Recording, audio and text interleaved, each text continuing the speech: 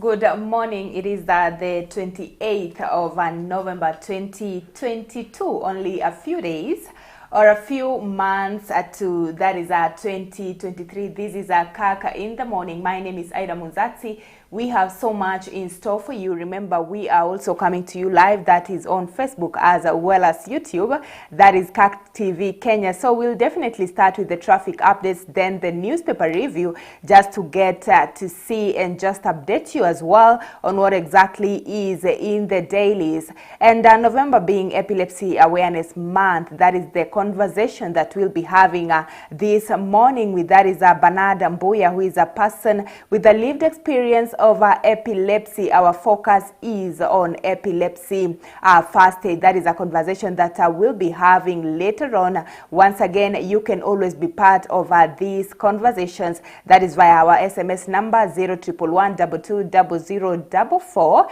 or you can send in a comment on Facebook as well as YouTube. That is Kirk TV Kenya. Straight to the traffic updates.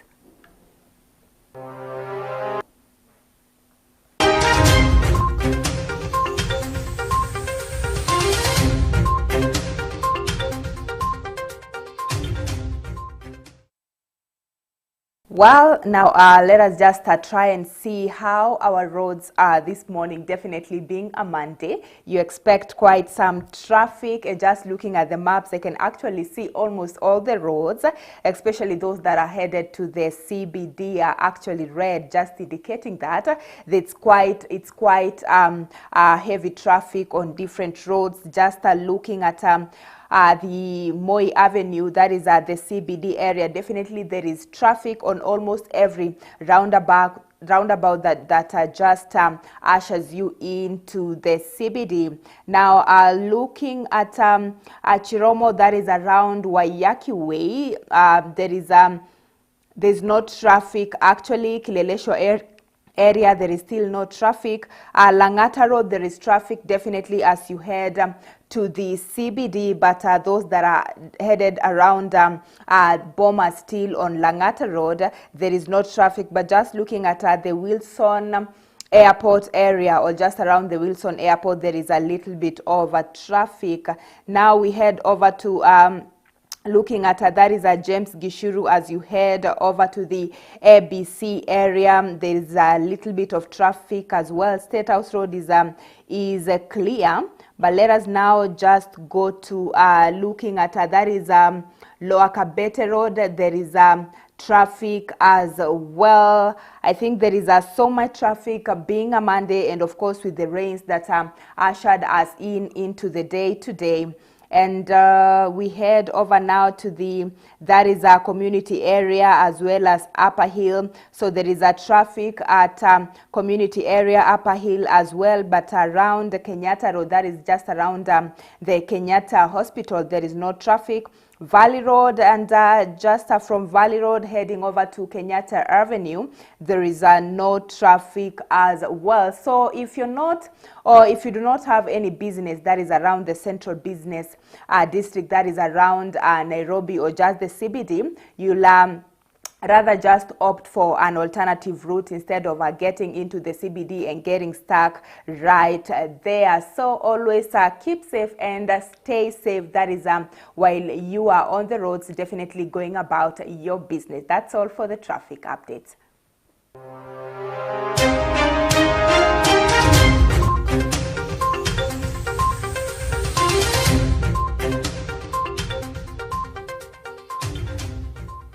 And now we are looking at what exactly is happening on the dailies. We definitely have the Standard as well as the Daily Nation. But first, let us get the intro to this particular segment.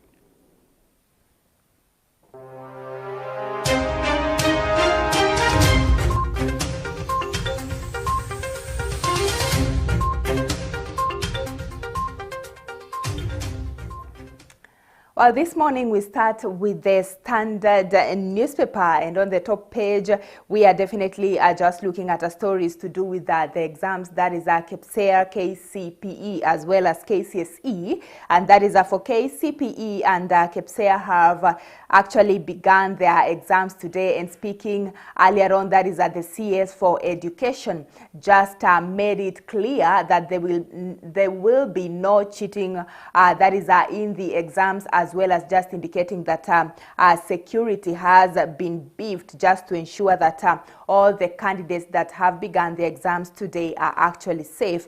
And that's one of the stories that the Standard newspaper is giving priority right there. And their headline is exams like no other. And just quoting from the Standard newspaper, defining moment, there are almost 3.5 million candidates, making it the biggest lot of recent times, and it will be the first time national tests are administered to grade 6 learners, the pioneer of a class of a CBC. Definitely this indicates that the 844 system is actually just being kicked off as the grade 6 just begin their KPSEA exams. And there is quite some interesting numbers here. As I said earlier, that is almost 3.5 million candidates. The exact number is actually at 3.4 million candidates. And some of the key numbers that the Standard newspaper is giving, I highlight right here, is that total primary school candidates are almost or just more than 2.5 million. A number of Standard 8 candidates, that is 2.2 million. Number of grade 6 candidates is 1.9 million. A number of NEC invigilators, those that will just be helping in supervising the exams, are more than 242,000. That is as far as the invigilators are concerned. And definitely from Kirk TV and from the Kirk in the Morning crew, we are definitely wishing that is the KCPE, KCSE as well as KPSEA candidates all the best in their exams. And now moving, definitely that story on Standard, you can get it on page 6 and 7 of the Standard newspaper. We now shift gears straight to the 4th page of the Standard newspaper. That is as far as President Ruto's visit yesterday, that is at Sitam Karen, where he attended a church service there. Ruto says political noise is a sign of democracy. Remember, he was just trying to downfall. That is what Raila Odinga said about the rally to just help with the 4 IEBC commissioners. So that's a story on page 4. And still on page 4, we see the Azimio la Umoja leader, that is Raila Odinga, asks foot soldiers to protest new Ruto rules. Remember, that is starting this Wednesday at the Kamkunji grounds. That is Raila Odinga is expected to rally Kenyans against just removing the 4 IEBC commissioners. That is from the commission. Remember, their hearing will again continue. That is tomorrow. And according to the Azimio la Umoja leader, Raila Odinga, is that there is a plan to try as well and just ambush, that is at the 2027 general election. So you can read for yourself that story on page 4 of the Standard newspaper. And now to the top story, that is a countdown to end of 844 as 3 groups sit national exams. Remember, these groups are the KCPE candidates, KCSE candidates, as well as the KPSEA candidate, that is candidates of that is a grade 6, as we definitely just count down to ending the 844 system. So you can get that story, an inside story right there from the Standard newspaper on page 6 of that particular newspaper. And now to the 8th page.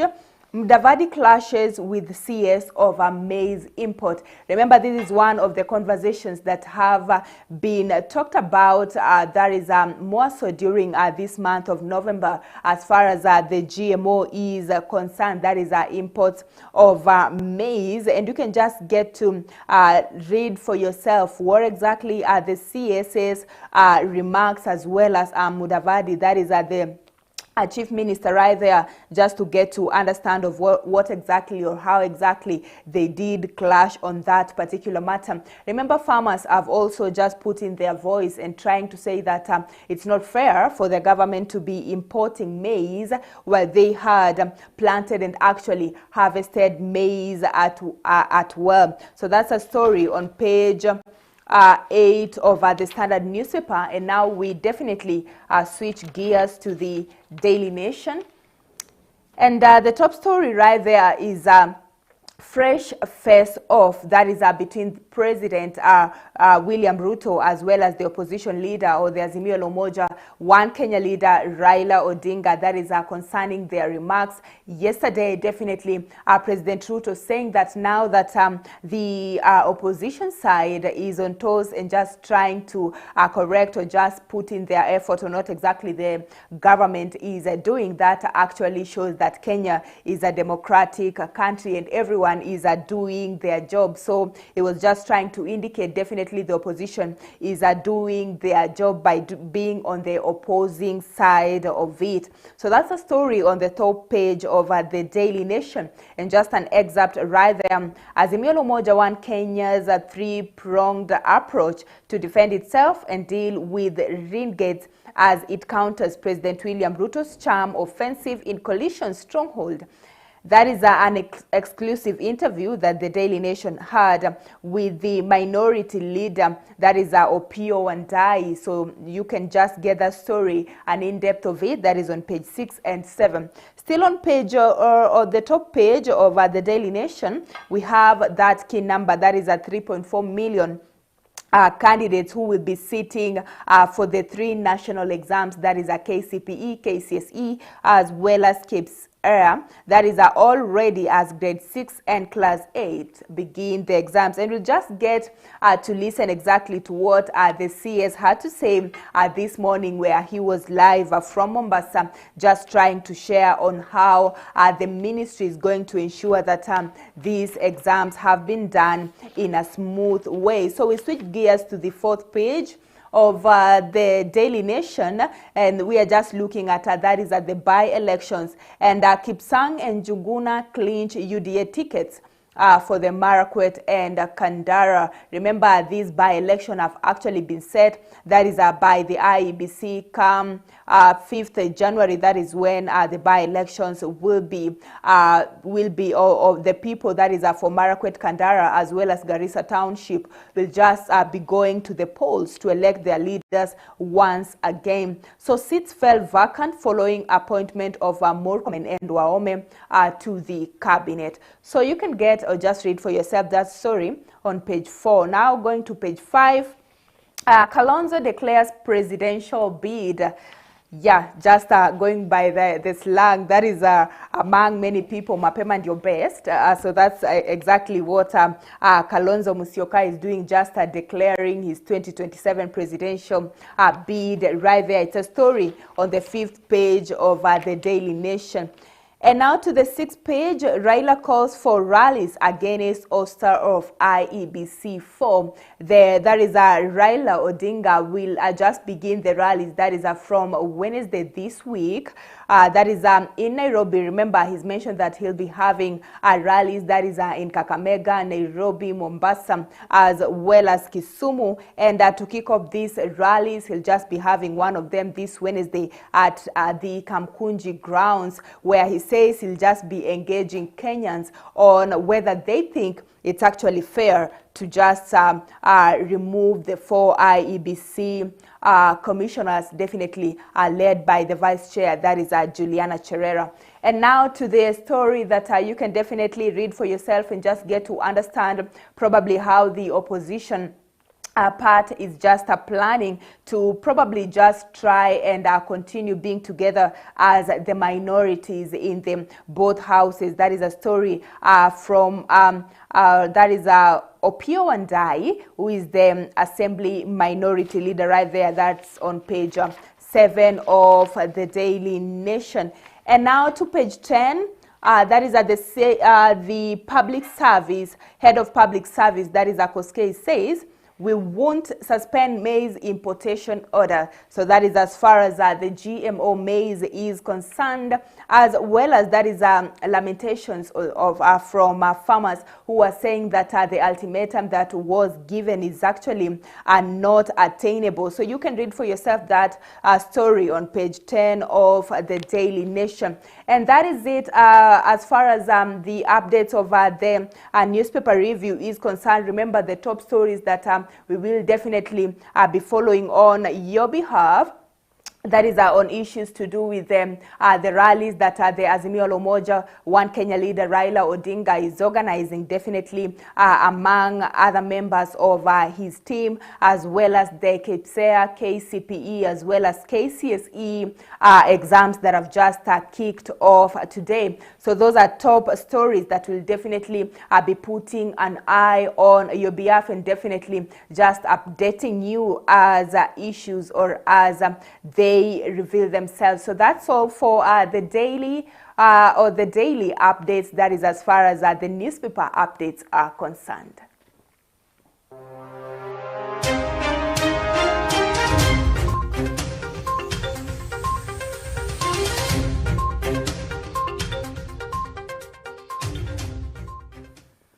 Well, we now have an opportunity to have a very short break. When we come back, we'll definitely just be looking at the news updates as far as the stories that we have confirmed or we have just read from the dailies. Remember, I mentioned that the CS for Education just spoke early this morning, just trying to tell us over what exactly the ministry is planning as far as the national exams that are just kicked off today are concerned. Remember, more than 3.4 million candidates will be sitting for the 3 exams. So we take a very short break. We'll be right back with the news updates.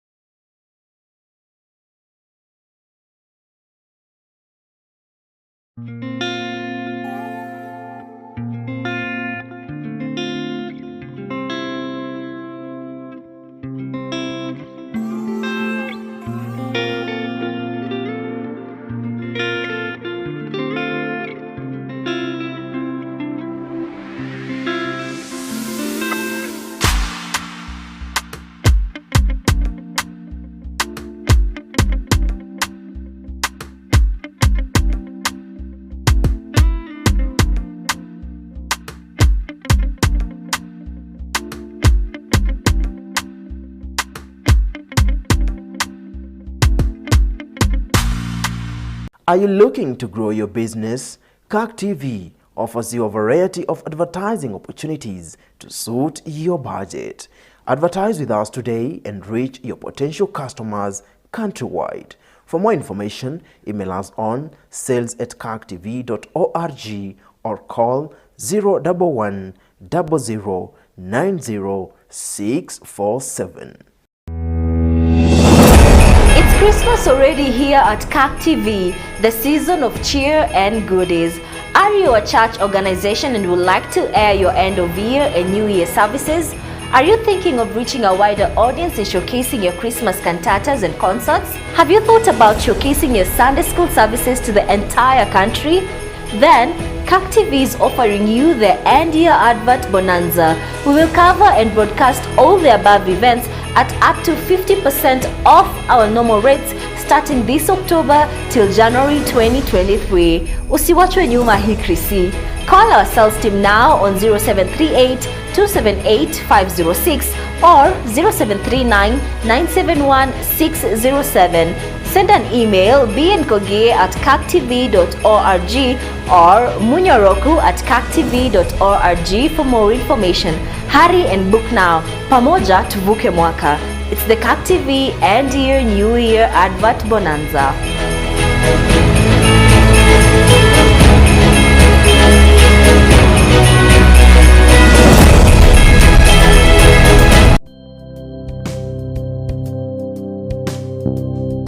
kwenye makala ya Jukwaa la Moderator. Tunapojiweka mbele katika mambo yote tunayofanya, huwa tumeenda kinyume na matakwa ya Mwenyezi Mungu. Hasira moja iliyokuwa na Mungu ni kuhusu watu wanaojipenda. Kazi ya Mungu inapaswa kupewa kipaumbele. Hivyo kuna uwezekano ya kwamba tukisikiza ushauri wa Mungu kwa njia inayofaa, tutakuwa sawa kwake, sababu Mungu ana rehema na anatupenda. Jiunge na moderator wa kanisa la PCA Mchungaji Thegu Mutahi kwa mahubiri, mafunzo na ufafanuzi wa masuala ibuka nchini, kila Jumapili ya kwanza ya kila mwezi saa 1:30 jioni. Hapa Kirk TV. Tafakari njia zako.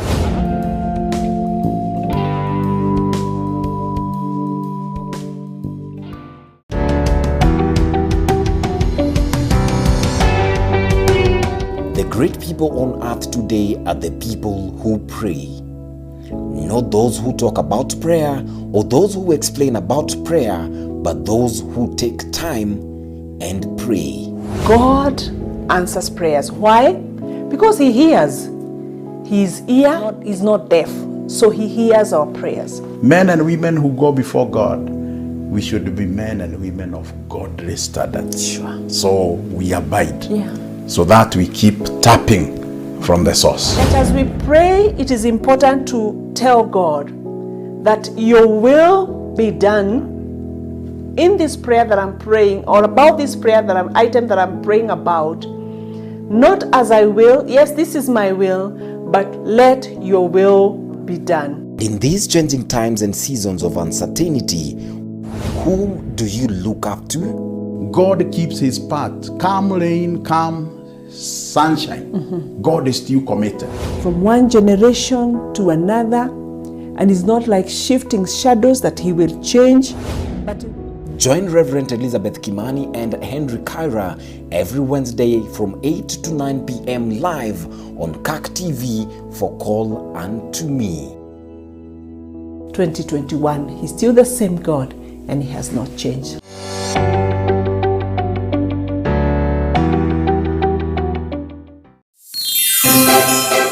It's Christmas already here at Kirk TV. Are you a business looking to advertise your brand and products to potential customers? Are you looking to improve your sales as we end the year?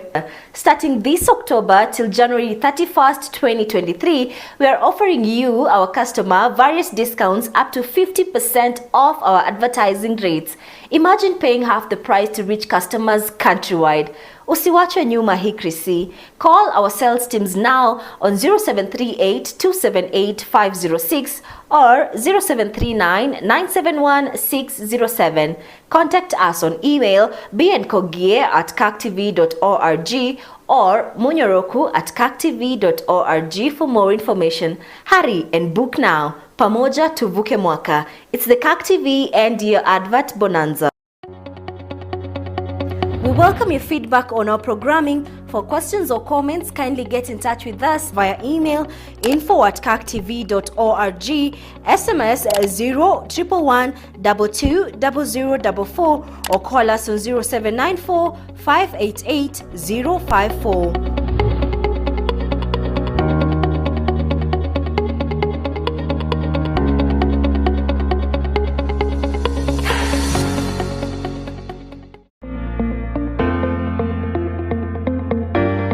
PCA Enomatesiani Booth Boys High School is an ideal school for boys located in a quiet and serene environment, ideal for learning in Matasia, Kajiado County. The school works towards producing qualified students who become competent professionals in the society. We offer a wide variety of subjects. The school is well equipped. We have a state-of-the-art library, a spacious boarding section, a modern kitchen, also Olympic-sized swimming pool where our students go and have their swimming lessons. The school focuses its effort not only in classroom learning, but we also provide learners with equal opportunities that is to hone their abilities and talents. We have games like football, chess, volleyball, among others. The climate here is also favorable for all students. PCEA Enomatasiani Booth Boys High School is open for January 2023 intake in junior secondary forms 1, 2 and 3. Our school is founded on Christian value. We appeal for you to register our school next year, which we are offering our junior secondary school, and we know we'll be able to mentor your boys through our Christian setup. We are going to mold our boys in Christian values, and we are committed to do so at this time when the boy child must be taken care of. For more information, get in touch via 0796 560000, 0796 560000. Email us pcea@gmail.com.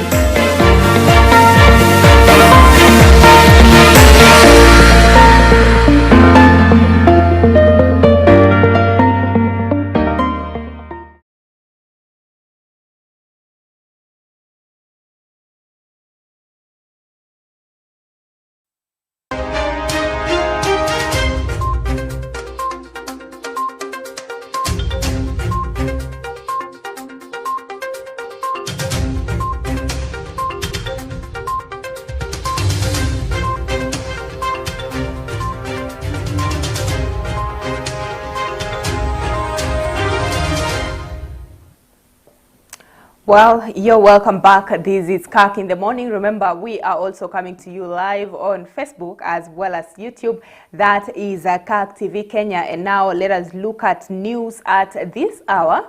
And Azimio la Umoja coalition leader Raila Odinga says he will rally Kenyans to oppose any plans to send home the 4 IEBC commissioners. Speaking in Kisumu on Sunday, Raila Odinga said he will traverse Nairobi, Mombasa, Kakamega, Nakuru and Kisumu to engage members of the public on the removal of the IEBC commissioners, that is Juliana Cherera, Francis Wanderi, Justus Abonyo Nyang'aya and Irene Cherop. Raila added that the Oyster proceedings is a plan to impose a friendly commission ahead of the 2027 general elections. They said the rally is expected to start this Wednesday in Nairobi Kamkunji grounds.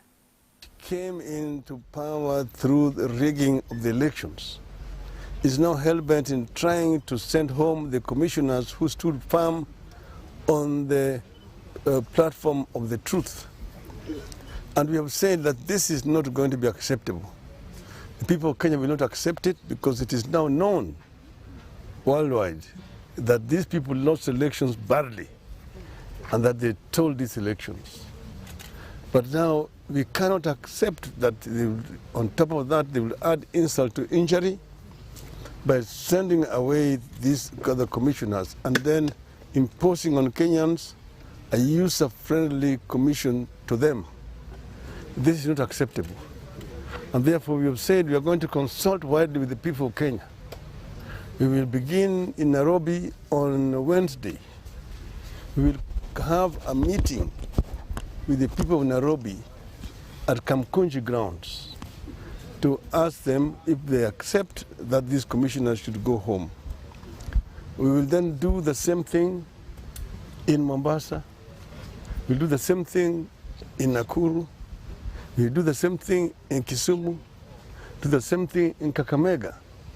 Because an independent electoral commission is the referee.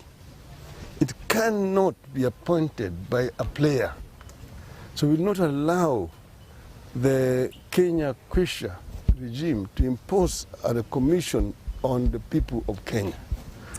Now, as the opposition plans for political gatherings to tally Kenyans or just to rally Kenyans against the removal of the 4 IEBC commissioners, President William Ruto has downplayed the threat. Speaking during a church service Sunday, President Ruto said the fact that the opposition is now on toes means that Kenya is a democratic country. He added that he will build Kenya around the foundation of issues programs, and a country that leaves no person or region or community, because he says he believes that it's that God that made them clinch that particular seat. Yeah, and also we have the ushering ministry on the box. No, am I lying? 5. Hashtag Sister Karen at 25. Yes. Wait on us for our tithes and off. There is a bit of noise, but you know, this is, everybody is doing their job, I think. I think the opposition is doing their job. The executive we will do our job. The judiciary will do their job. But as the Bible says, all works well for the good of those who trust in Jesus. I am sure that all these will work well. And we shouldn't forget that the building of the wall,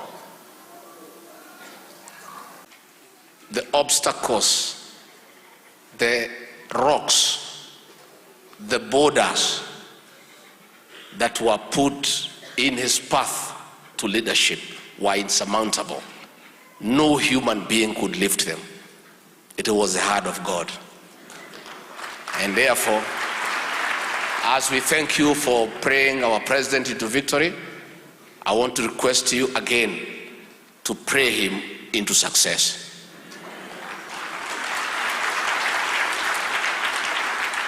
He has inherited a country in a difficult situation. I don't want to use very strong words today. And he needs your prayers. And the people who are trying to stop him have not given up. Now that you are succeeding and the world has accepted you and accepted your leadership, and they are responding to your various engagements.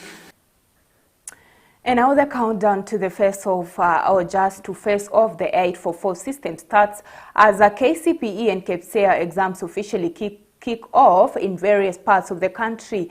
This sets off the beginning of the national exams, as a CS Ezekiel Machogu affirms that the exams are credible and that integrity will not be compromised. The CS made it clear that there will be no cheating in the just begun national exams.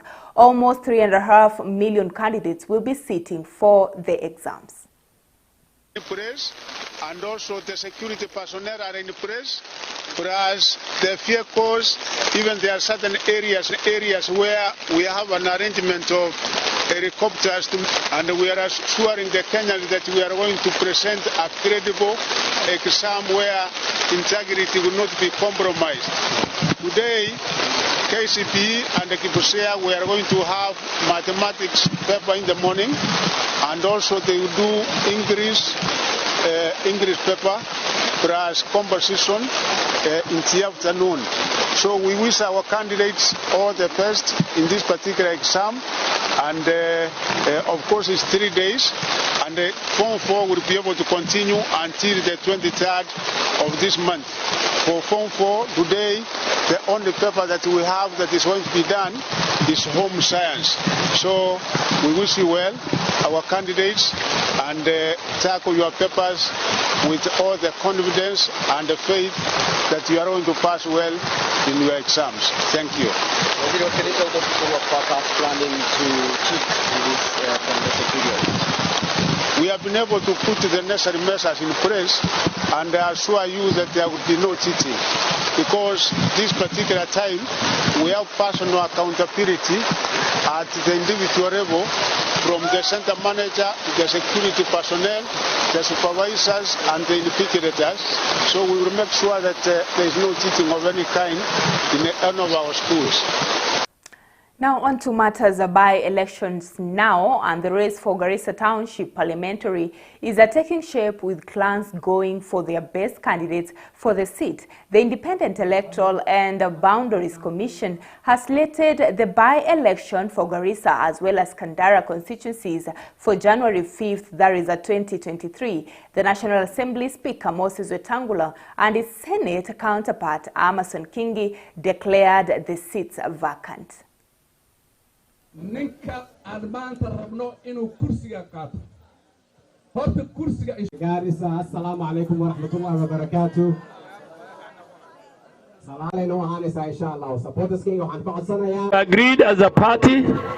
We have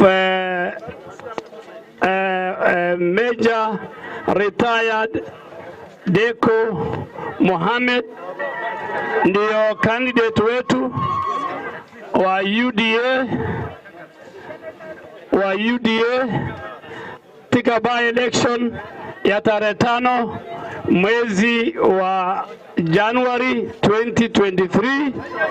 Mimi nawaambia wakazi wa Garissa ambayo wamenichagua katika mara 4 na katika vyama ambaye tulikuwa na mheshimiwa rais, hii kiti tafadhali mujenge mheshimiwa Deko na wale vijana wengine. Our brothers who are competing, they have the capacity, they have the competence. Hatusemi hawatoshi, lakini tungeomba, tutaongea ili tuwe na msimamo moja ya kuwa kiti ya Garissa Township iwe ni ya UDA inshallah, na ili wabunge wetu 145 wakuwe tu sasa 46, tukiongeza hapa na tukiongeza Kandara iwe 147. My brother Mheshimiwa Duale kwa kuleta jamii yangu pamoja ili tukue na one candidate kwa hii election ya by election ya 2013. Tunashukuru Rais Mheshimiwa William Samoei Ruto kwa kupatia yeye kiti ya waziri. Na pia hapa Garissa tumepata fursa ya kupata permanent secretary. Sisi kama Garissa Town tunashukuru serikali, nashukuru chama yangu, na mimi nitahakikisha mkisimama na mimi inshallah tutadeliver hii seat kwa jina ya UD. Well, those are leaders from Garissa County or just Garissa Township trying to rally members of the public to definitely just have a peaceful by-election at the the constituency tries to just fill the seat that was left vacant by Aden Duale right there. So we will be taking another very short break. As I mentioned earlier, we will be looking at matters to do with epilepsy, just focusing on epilepsy first aid, but we take a very short break. We'll be right back.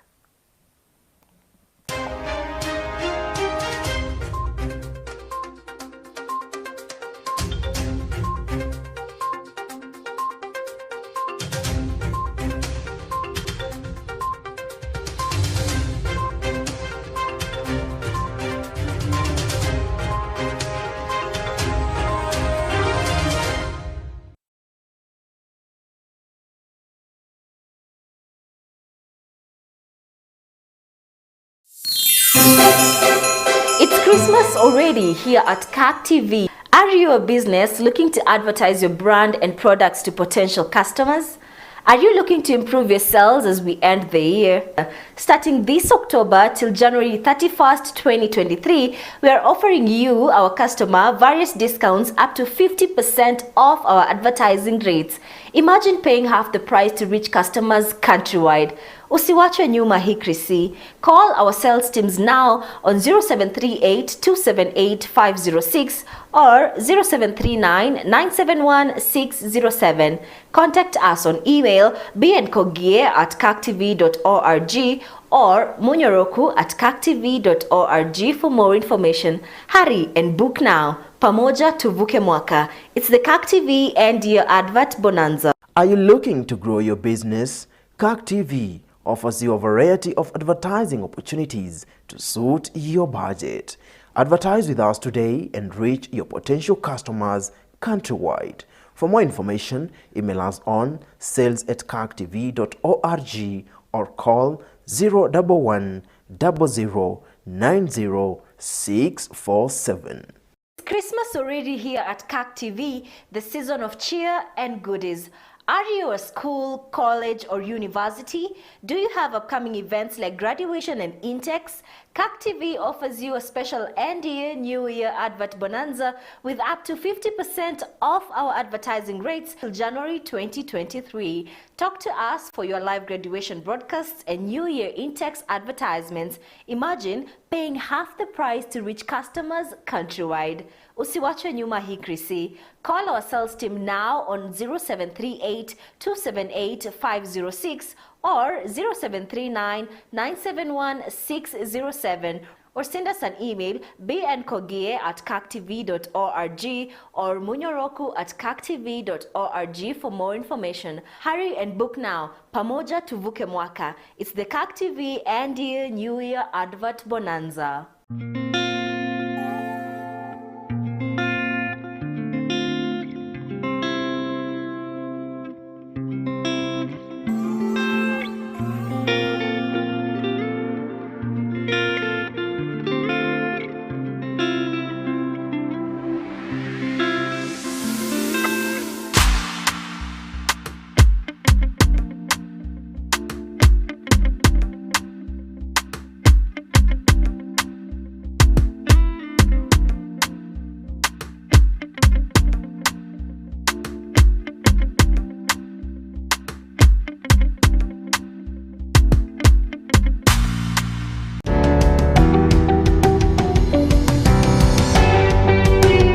The great people on earth today are the people who pray.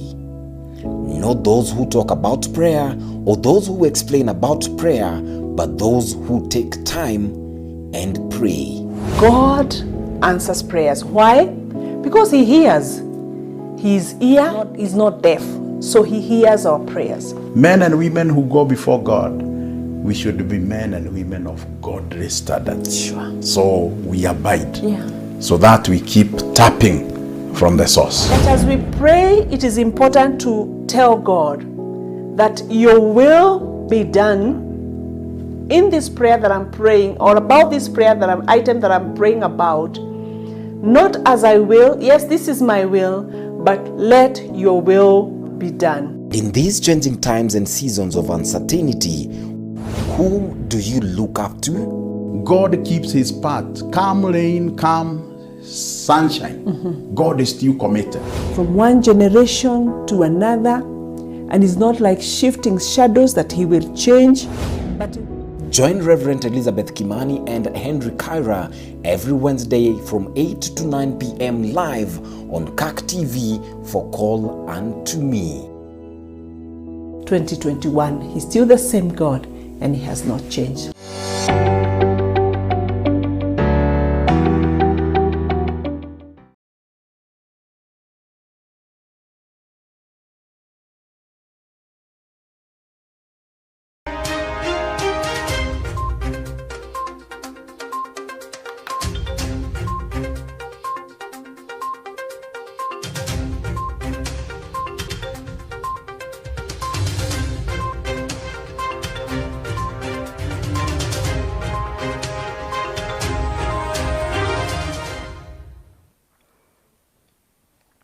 Well, welcome back. As I mentioned, November is a National Epilepsy Awareness Month, just a month that is set aside to help in creating awareness about epilepsy. Probably if you're wondering what epilepsy is, in Swahili, epilepsy is known as kifafa, where one probably just falls, then they start having seizures, that is by shaking and such manner of things. As I mentioned earlier on, we will be having a conversation that is with Bernard Mbuya, who is a person with a lived experience of epilepsy. Unfortunately, it looks like he's running late, but I'll just help you in understanding of probably what exactly epilepsy he is, trying to bust the myth, and the most important thing is just on issues to do with epilepsy first aid. So first of all, epilepsy is a condition that is just brought about by problems that is in the brain. And some of the myths that probably you could be hearing is that probably epilepsy is as a result of a curse. But as I said earlier, it's actually a health condition that is caused by problems in the brain or just brain activities. And just trying to look at some of the, that is the epilepsy first aid. When you have someone or you just meet someone, probably they fall down and start shaking or having seizures, number one thing to do is for you to stay calm. You stay calm for you to try and understand. Probably they would have fallen down as a result of being hungry or something like that. So the first thing to do is for you to stay calm, just to try and get to understand why exactly they would have fallen down. If they would have fallen down as a result of epilepsy or just having an epilepsy attack, what you do is you try and remove any obstacle or anything that is causing insecurity to this particular person or that could end up harming this particular person that is having a seizure. So number two, the second thing to do is to try and put them on their side. At times when they are jerking or when they are having the feet, foam comes out of their mouth. So by you putting them on the side, it actually helps so that they are not able to swallow that particular foam and be choked, but the foam will now be coming from the side of their mouth. The other thing to do is just to stay with them until they probably recover. And the most important thing that you are not supposed to do is actually as they jerk or as they are having those particular fits is that you should not restrain them. So do not try to probably hold their hands or hold their feet together. Just let them jerk. As I mentioned earlier, as they jerk, they are moving around. So by you removing anything that could be of danger to them is very important. Something else that is a myth is that you try and do not put anything in their mouth as they are jerking or as they are having the fits. A number of people probably you will think of putting, what I've heard most people doing is that are putting probably spoons in their mouth so that they don't bite themselves, they don't swallow their tongue. They cannot swallow their tongue, but they could bite themselves, but it's better at them biting themselves and not necessarily you putting something inside their mouth, because it can actually hinder them from breathing and the results might actually be worse. So you stay with them until they recover. You can probably ask them whether they took their epilepsy medication. Something else, you can always look at their wrist, whether they are wearing anything to do with a band that is probably written epilepsy. And that's exactly how you will save a life, or that's how you will save someone that is having epilepsy seizures. So as I mentioned earlier, we were supposed to actually have this conversation with one of our people that is with a lived experience of epilepsy, but unfortunately he's running late. He just had an emergency on issues definitely to do with his health, and we are always ready and we'll just continue just creating awareness about epilepsy. So we'll just get to listen to this particular show just talking about epilepsy and making epilepsy national health priority, even as we mark the National Epilepsy Awareness Month. So we get to listen to this particular conversation that I had some time back on issues to do with epilepsy.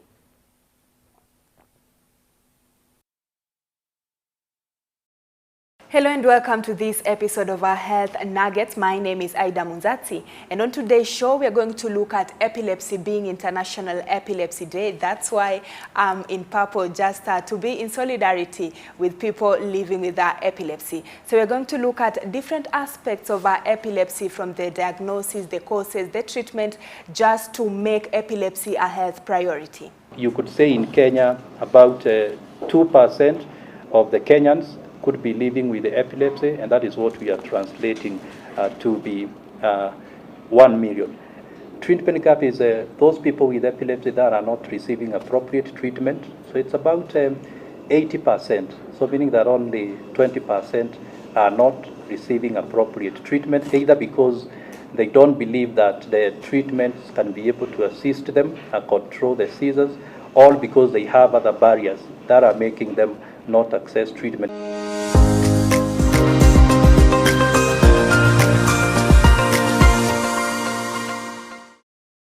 Well, so those are epilepsy statistics, not just in Kenya, but worldwide as well. And now to confirm these statistics and just to delve further into this conversation, even as we mark International Epilepsy Day, I'm being joined by the chairman of the National Epilepsy Coordination Committee, that is Dr. Simon Kariuki, as well as Sam Kibinda, who is a person living with epilepsy, just to share his experience as well as better awareness on this day. Karibuni sana to the set, gentlemen. Yes, thank you. So thank you so much for your time and even for the opportunity just for us to create awareness and more awareness about epilepsy. And starting with you, Dr. how does the numbers look like of epilepsy in Kenya and also worldwide? Yeah, so epilepsy is not only a serious condition, but it's also a very common condition, and that is worldwide. We know that around 70 million people live with epilepsy.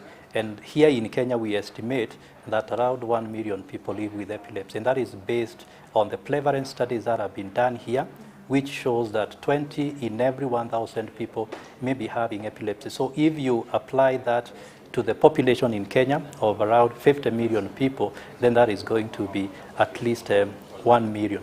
But I think that is when you count the numbers. But there is also these new cases which occur every year, because it is those new cases which accumulate over time, and then they give you the total number of cases of people with epilepsy, and that is what we call incidence. And in Kenya, it's around 70 per 100,000 people. But the numbers that we have so far really do not represent the true picture, and we think that the numbers could even be greater, because previously we've been focusing on convulsive epilepsies. That is, epilepsies which have some physical manifestations, but there are other forms of epilepsy which can present in ways that you cannot be able to see, e.g., perturbations in concentration, some behavioral manifestations, sometimes even a blinking of the eye, especially in the case of the absences. So if we were to do studies that were going to include those types of epilepsies, I believe the numbers would even be greater. How about worldwide? So in the world, the numbers are around 70 million people. But I think if you compare high-income countries and low-income countries where we are in Kenya, we think that our numbers are 3 times more. So when I'm talking about 20 per 1,000 population in Kenya, if you go to a high-income country, so like Great Britain, for example, you'll find that the prevalence is allowed 4.5, all 5 per 1,000 people. So you can see then in that case that our prevalence is 3 or 4 times greater, and that is related to so many reasons, including some risk factors that usually increase the risk for epilepsy. Okay, before us looking at what exactly epilepsy is, because you might be assuming that people know what epilepsy is, let us just talk to Sam, your person with a lived experience of epilepsy. When were you diagnosed and how has the journey been to where you are today? It's been 30 years, so 1992 if I'm not wrong. So you were diagnosed when you were how old? I was just about to do my standard 8. So how old is someone in the Around 13, 14. Yeah, around there. Yeah. And how has it been, maybe comparing then and now? How is it? Has the stigma reduced? Did you face stigma or?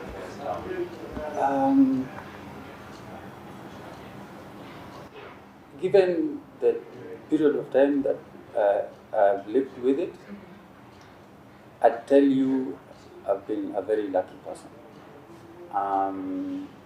because of what I have seen and encountered. In comparison, I won't tell you that I've really been stigmatized over the years.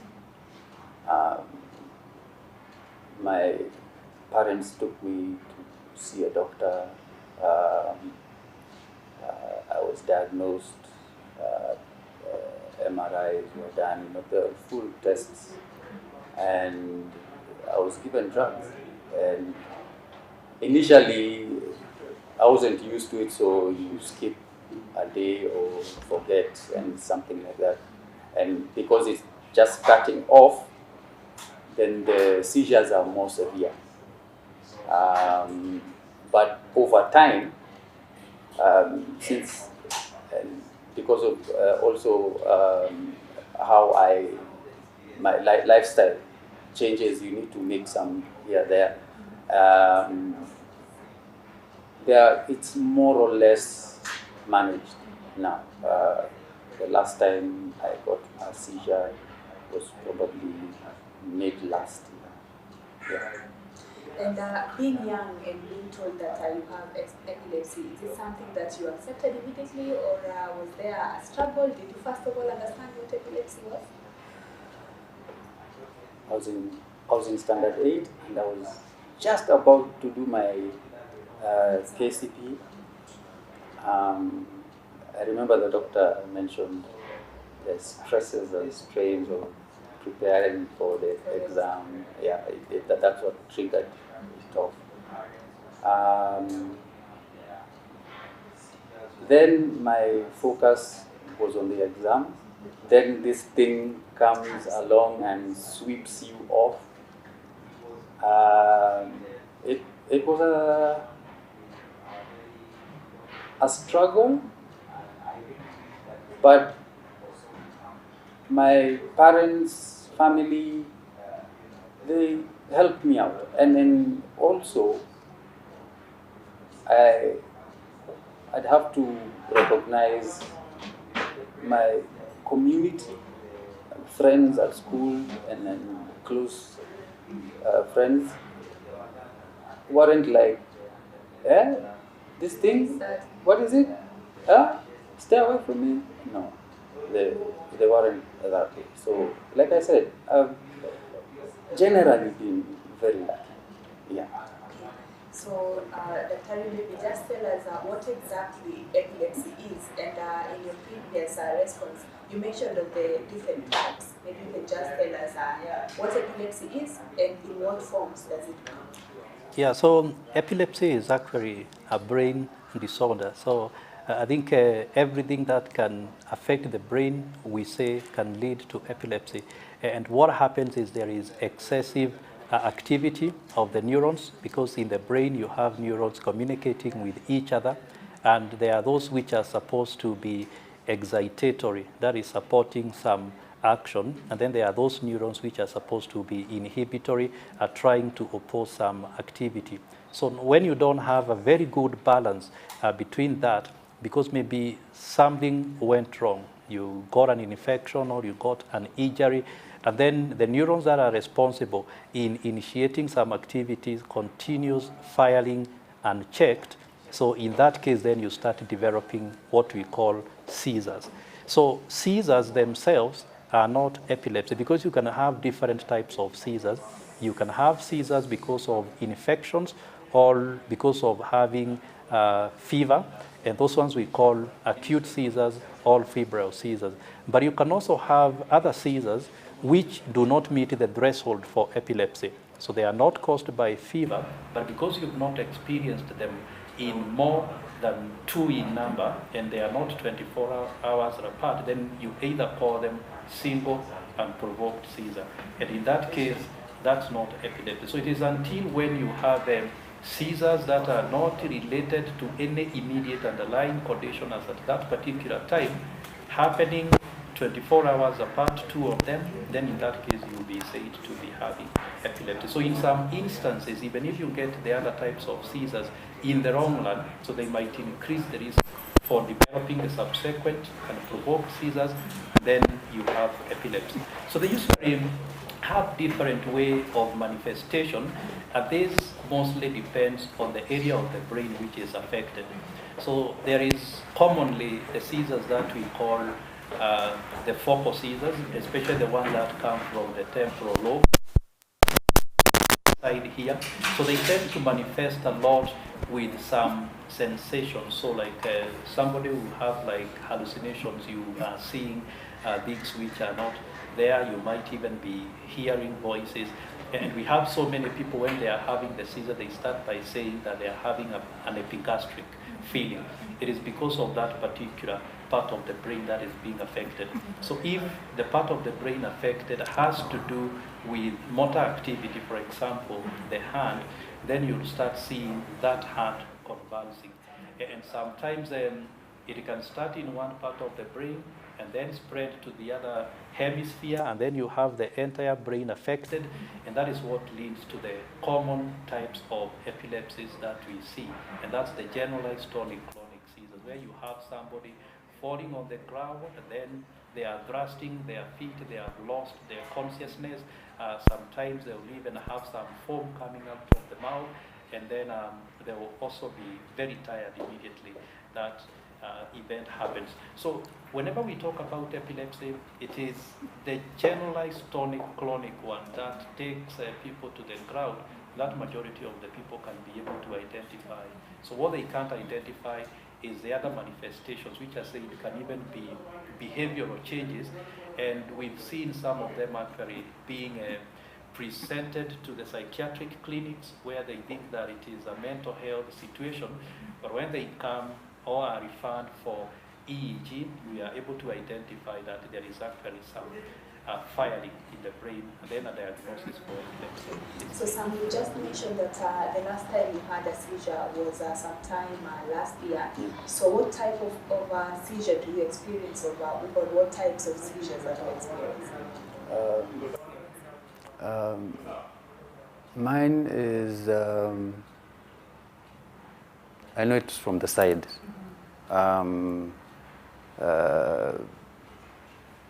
When I was being diagnosed, it was, I had tuberculosis when I was a child.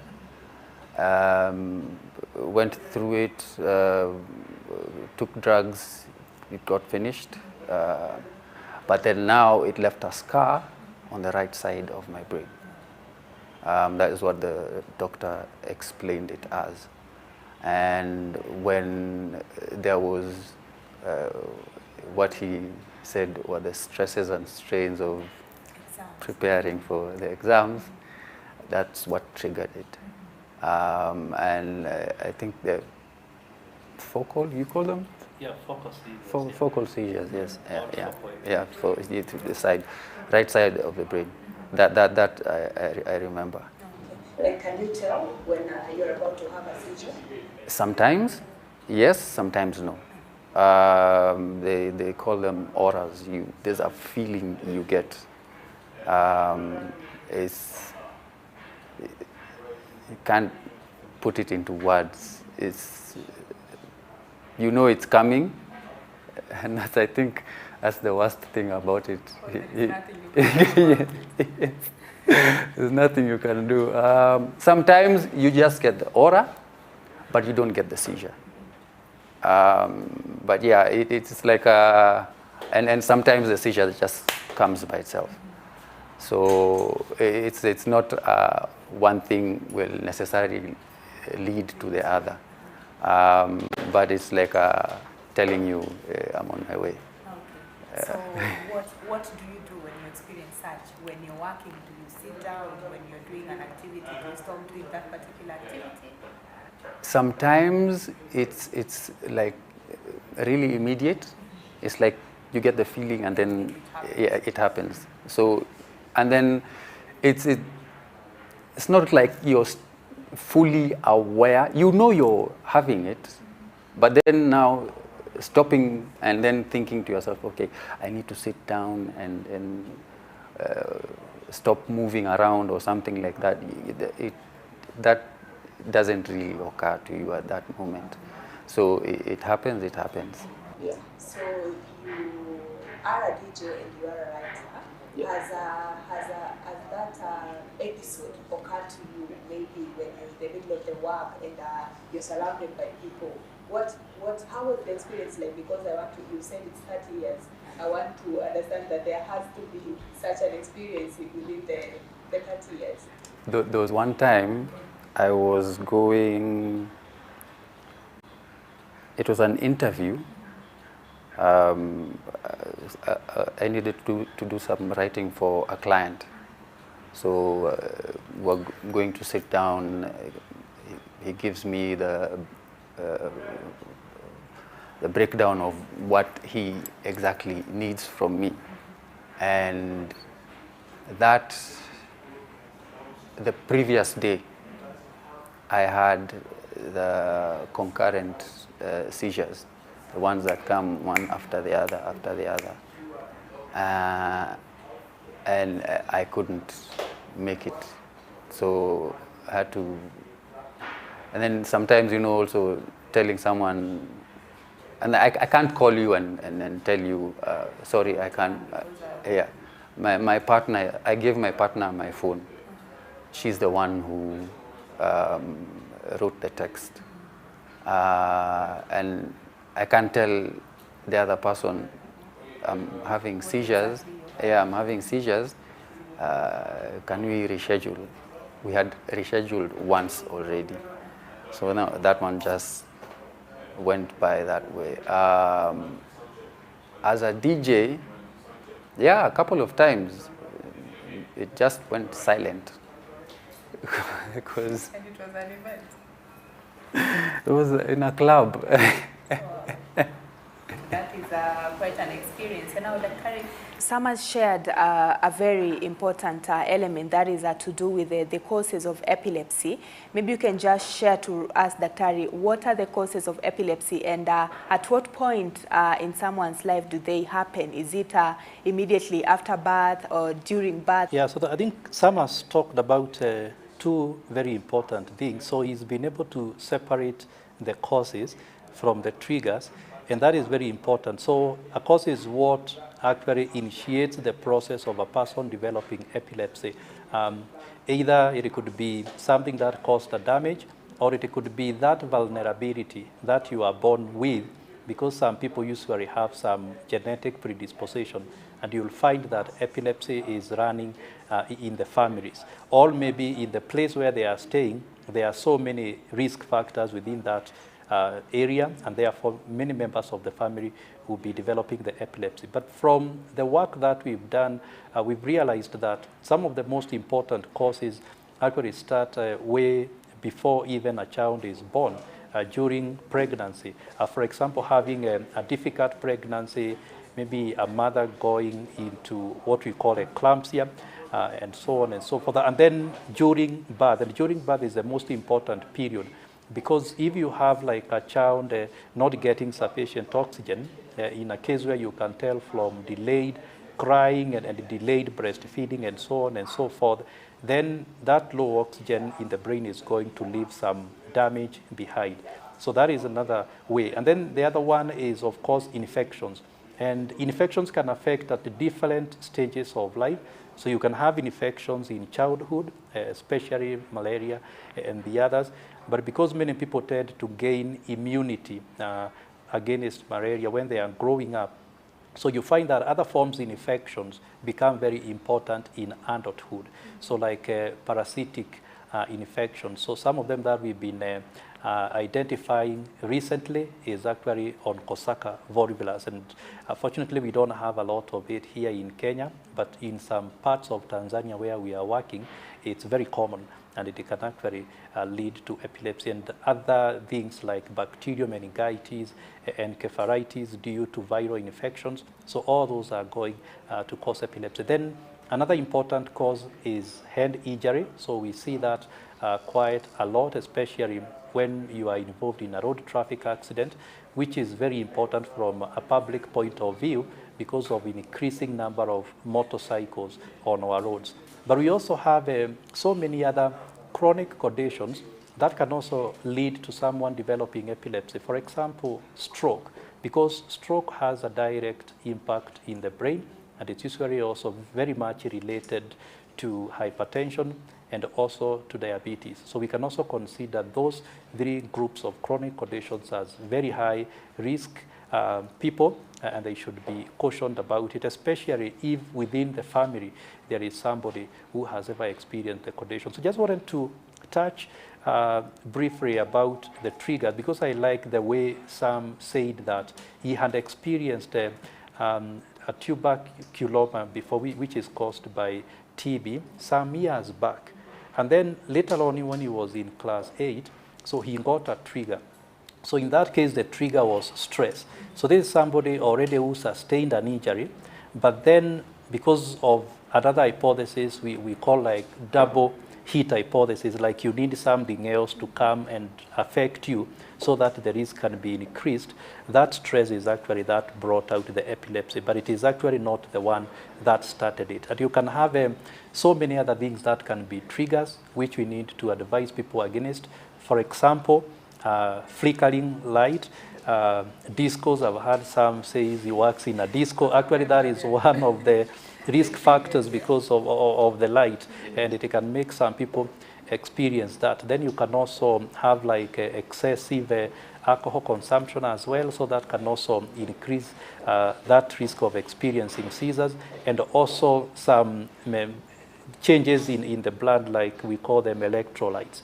So if you don't have like good balance of those potassiums and the calciums and also the blood glucose level, then you are at a very increased risk. So in that case, when you are treating someone, so you make them understand about the causes, but you also educate them to stay away from the triggers and maybe to manage their stress.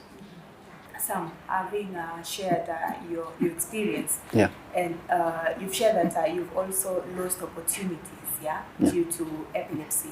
Have you experienced stigma and discrimination maybe from the society? If I was to give you a one-word answer, I'd tell you no. Yeah. My life has been more or less straightforward. One, my support system has been very good, from my parents, the people that I call friends. They have been a community that is helpful.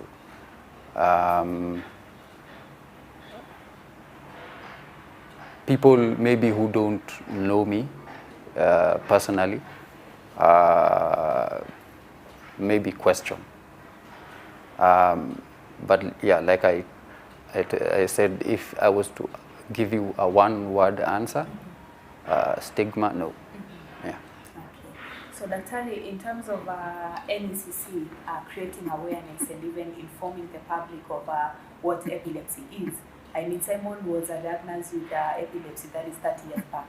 How can you compare then and now in terms of stigmatizing people living with epilepsy and even discriminating them? Yeah, so I will actually start from the fact that every time we talk about stigma, so obviously putting labels on people, discriminating people living with epilepsy. So we always tend to look at it from the point of others, you know, stigmatizing or looking down on the person. But there are usually two other very important stigmas. So the one that you have other people placing labels on you and then also stigmatizing you is felt stigma, because you feel it. But there is also another serious one that we want to unravel, and that is the self or enacted stigma. That is where you feel you are not worth because of the condition that you are living with, because of the fact that you've been diagnosed with epilepsy. And I think that's usually very, very difficult to handle. So when you are doing interventions, you need to target the community, the society, which is actually perpetuating the felt stigma, but you really also need to focus on the individual to try to encourage them that they can actually live a normal life just like any other person. And I really quite like the positive attitude that Sam has. So he says for him, he's had a very supportive family and an environment, and the condition he has hasn't really deterred him much from doing his day-to-day activities. Then there is another important stigma we call institutional stigma. And institutional stigma, again, is also very difficult to break because it's in the places of work, you know, it's in organizations, and so on and so forth.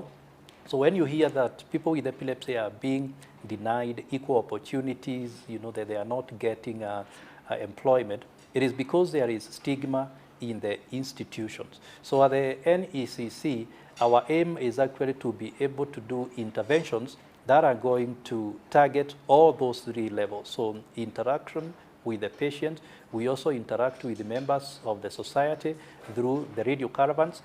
In terms of the patient themselves, we even have some of them as part of NEC as members, and they are also playing very active roles.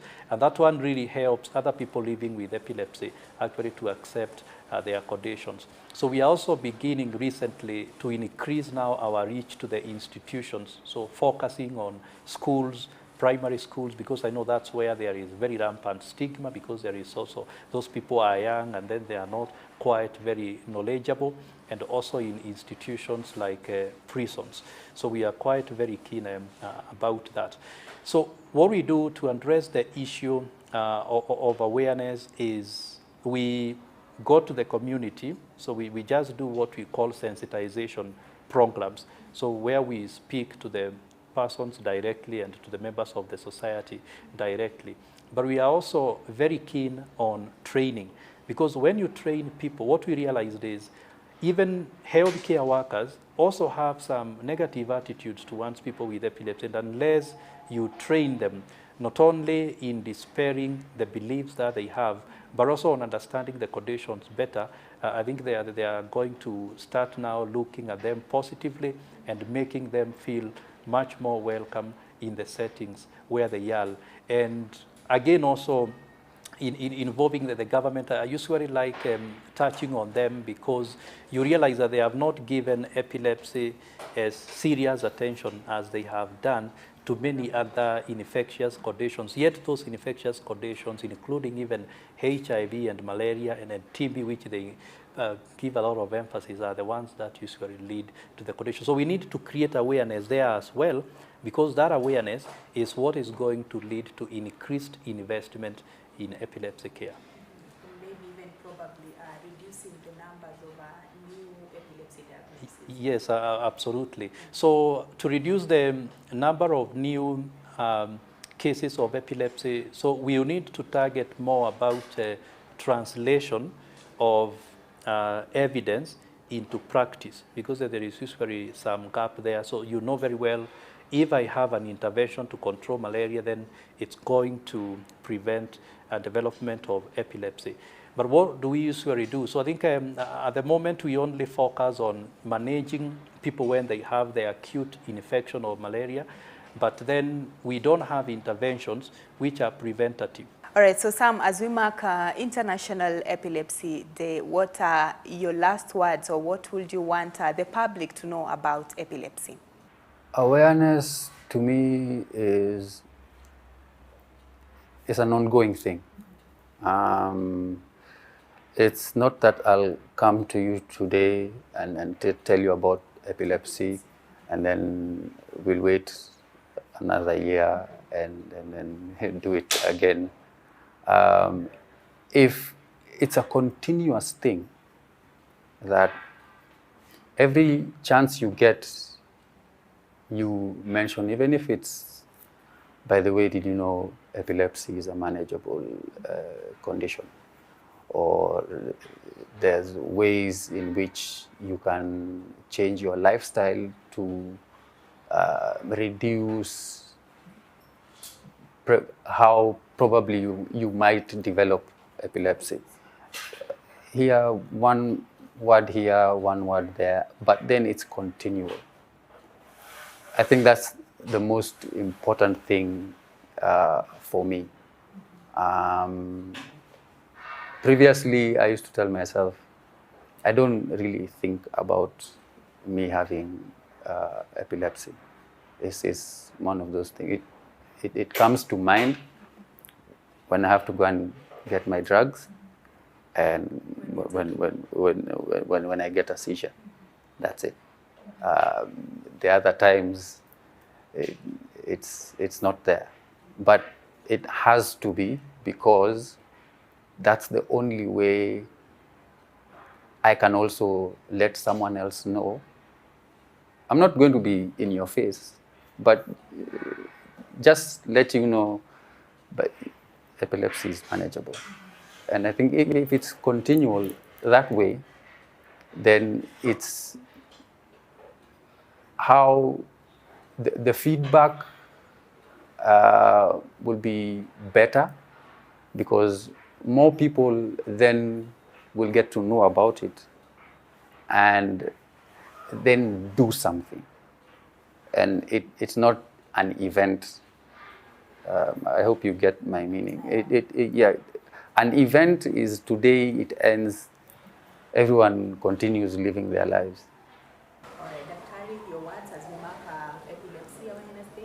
Yeah, so I think there are sort of like 3 or 4 aspects that I would consider very important as we mark the International Epilepsy Day. So the first one, which you've already touched, is on creating awareness about epilepsy, touching on the causes of epilepsy, the impact of epilepsy on the individual, and targeting different levels of people, the patient, the society, and also the stakeholders, including the government, so that they can invest more in epilepsy care. The second aspect, which is a serious issue that we are facing, and you heard today when we were giving our statement, is the lack of evidence. So epilepsy is actually there in the communities. We suspect that, but because of stigma, many people stay away, and therefore they are never included into the statistics of the day. And when you are engaging the governments, they really want to hear about the numbers. So if we can do quite a lot, even at the county level, to just document those cases and then show them to the authorities, then they are going to see the need as to why they should be able to come up with a budget for that. The other one, like I said when I was talking about interventions, is collaboration. And it is actually the one that has informed the World Health Assembly, the current 178.10, which is actually called the Intersectoral Global Action Plan. So you bring all partners together, just like the way we do at NECC, government partners, pharmaceutical companies, psychologists, sociologists, and the media, because of media advocacy. And then working together, we can be able to highlight all those problems that I have mentioned associated with epilepsy, including the last one, which is very important, on drugs, because seizure medication are very important, and we just need to make sure that they are taking safe drugs, they are taking appropriate drugs, and that includes even the government honoring the commitment that they said that they will not only provide the old generation anti-seizure medication, but they are also going to make the new generation anti-seizure medication available, as already indicated in the essential drug list from the Ministry of Health. Well, that was Dr. Simon Kariuki, the Chair, National Epilepsy Coordination Committee, as well as Sam Kiwinda, who is a person with lived experience of epilepsy. And I hope that from the conversation that we've had, you've been able to learn 1 or 2 things about epilepsy. And together we are going to continue creating awareness about epilepsy even beyond today, which is International Epilepsy Day. I've been your host, Ida Munzati. Until next time, your health matters.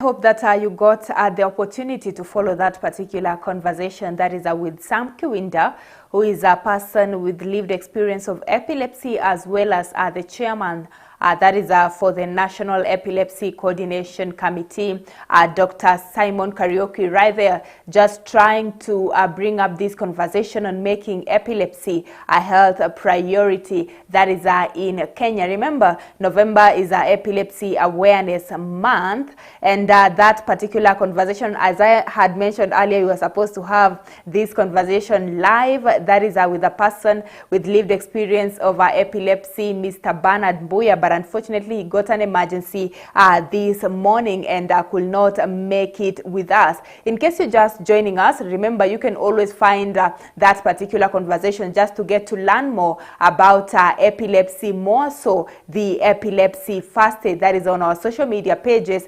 On Facebook is Kirk TV Kenya, YouTube Kirk TV Kenya, Twitter Kirk TV _Kenya, as well as just being part of this particular conversation, sending in your comments as well as opinion via our SMS number 0111220044. Thank you so much for keeping us company. That's where we end the Kirk in the Morning show this particular Monday. My name is Aida Munzatsi. As I had mentioned earlier, we'll just be keeping an eye on your behalf on issues to do with the national examinations that just kicked off today. I'm talking of KCPE as well as KPSEA, as well as the Azimio la Umoja One Kenya rally that is expected to start this Wednesday at the Kamukunji grounds in Nairobi. Remember, the Azimio la Umoja leader, that is Raila Odinga, will be having rallies as far as the IEBC commissioner are concerned. Those are the 4 IEBC commissioners he mentioned of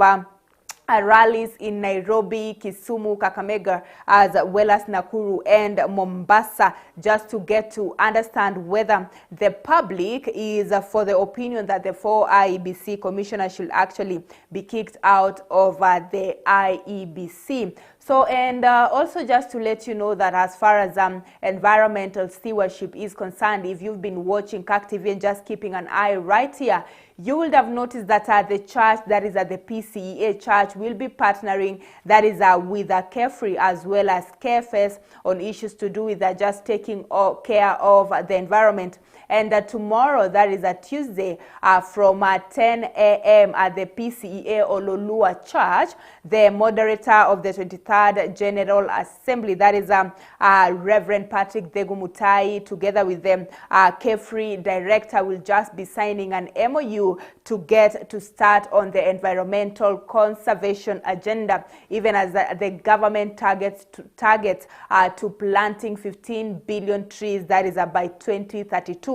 So the church is part of this particular agenda, and they'll be planting trees, or just kicking off this particular activity at Ngong, that is a PCEA Ololuo Church, starting tomorrow, and the event will definitely be live right here at Kirk TV. So stay tuned, and we'll just be sharing more information with you as far as that particular event is concerned. Once again, thank you so much for keeping me company. My name is Aida Munzatsi. And on behalf of everyone who made this broadcast a success, we are wishing you a blessed and happy Monday.